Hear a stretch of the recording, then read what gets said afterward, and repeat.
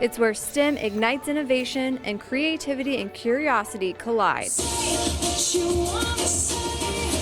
At the Martin County STEM Fair Showcase, we cranked up the tunes and let our students take center stage. My name is Juniper Urbe. I go to Felix A. Williams and I'm in 4th grade.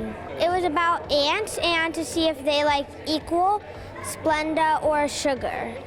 And they happen to like sugar the most. The showcase was a true celebration of academic excellence, featuring hands-on activities and exciting discoveries. The purpose of this event is to really celebrate all of our scientists and engineers.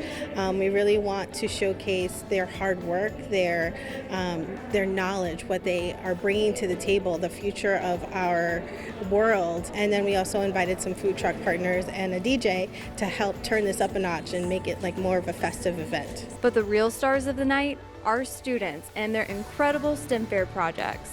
My project is about which out of these 3 filters that I have selected is the best at collecting impurities in dirty water.